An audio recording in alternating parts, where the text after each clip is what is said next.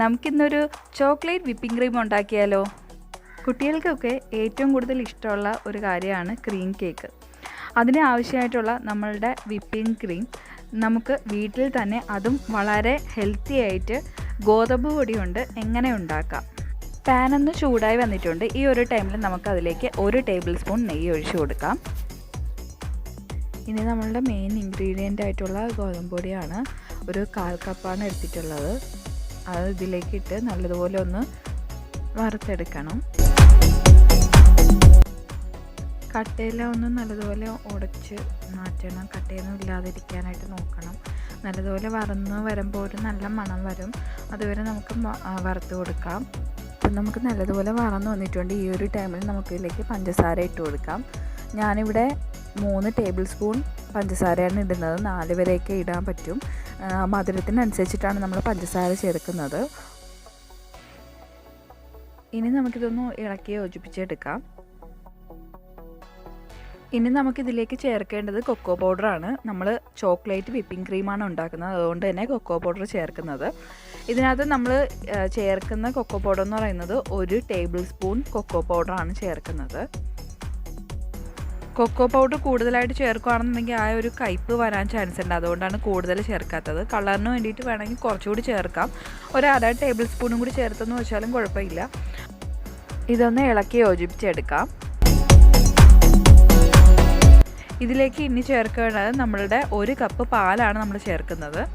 പാൽ ചേർക്കുമ്പോൾ ശ്രദ്ധിക്കേണ്ടത് കട്ട പിടിച്ചു പോകും പെട്ടെന്ന്. അതുകൊണ്ട് തന്നെ നല്ലതുപോലെ ഇളക്കി യോജിപ്പിച്ചെടുക്കണം പെട്ടെന്ന് തന്നെ. ഇത് മൊത്തം ചെയ്യുമ്പോഴും നമ്മൾ ലോ ഫ്ലെയിമിലാണ് ഫ്ലെയിം വെക്കേണ്ടത്. കുറച്ച് കഴിയുമ്പോൾ ഇതുപോലെ കുറുകി വരും. ഈ കുറുകി വരുന്ന ടൈമിൽ തന്നെ നമുക്ക് കട്ടയൊക്കെ ഉള്ളത് നല്ലതുപോലെ ഒന്ന് അമർത്തി അത് കട്ടയൊക്കെ മാറ്റിയെടുക്കണം. ഇനി നമുക്കിതിലേക്ക് ഇട്ട് കൊടുക്കേണ്ടത് ചോക്ലേറ്റ് ആണ്. മിൽക്ക് ചോക്ലേറ്റ് അല്ലെങ്കിൽ ഞാനിവിടെ എടുത്തിട്ടുള്ളത് വൈറ്റ് ചോക്ലേറ്റ് ആണ്. ഒരു 6 പീസോളം ഇട്ട് കൊടുക്കുന്നുണ്ട്. കോമ്പൗണ്ടായിട്ട് വാങ്ങിക്കാൻ കിട്ടും. അപ്പോൾ അത് ആണ് ഞാൻ ഉപയോഗിച്ചിട്ടുള്ളത്. നല്ലതുപോലെ ഒന്ന് മെൽറ്റ് ആവുന്നത് വരെ ഇളക്കി കൊടുത്തുകൊണ്ടേ ഇരിക്കണം. ഇനി ഇതിനകത്ത് എക്സ്ട്രാ ആയിട്ട് ചേർക്കാൻ പറ്റുന്നതെന്ന് പറയുന്നത് 1 ടേബിൾ സ്പൂൺ പാൽപ്പൊടിയോ അല്ലാന്നുണ്ടെങ്കിൽ 1 ടേബിൾ സ്പൂൺ കണ്ടൻസ് മിൽക്കോ ഒക്കെ ചേർക്കുന്നതിലൂടെ നല്ല ടേസ്റ്റ് ഉണ്ടാവും. പക്ഷേ ഒരു പ്രശ്നമെന്ന് പറയുന്നത് ഇതിൻ്റെ ആ ഒരു കളറ് നമുക്ക് ചേഞ്ച് ആവും, ലൈറ്റ് കളറായി മാറും. അതുകൊണ്ട് ഞാനിവിടെ ചേർക്കുന്നില്ല. പിന്നെ നമുക്ക് ചേർക്കാൻ പറ്റിയ വേറൊരു കാര്യം എന്ന് പറയുന്നത് വാനില എസൻസ് ആണ്. 1 ടീസ്പൂൺ വാനില എസൻസ് ചേർക്കുന്നതിലൂടെ നമുക്കിതിന് ചെറിയൊരു രീതിയിൽ ഗോതമ്പിൻ്റെ ഒരു മണം വരും. അപ്പോൾ അത് ഇഷ്ടമല്ലാത്തവർക്ക് വാനില എസൻസ് ചേർത്ത് കൊടുക്കാവുന്നതാണ്.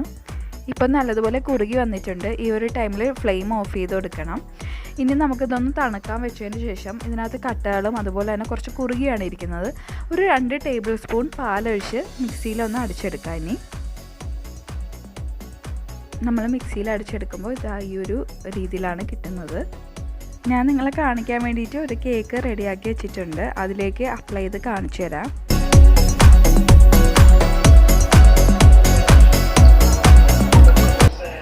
ഇതിൽ നമുക്ക് ഒന്ന് വൈറ്റ് ചോക്ലേറ്റൊക്കെ ഇട്ട് ഒന്ന് ഡെക്കറേറ്റ് ചെയ്തെടുക്കാം.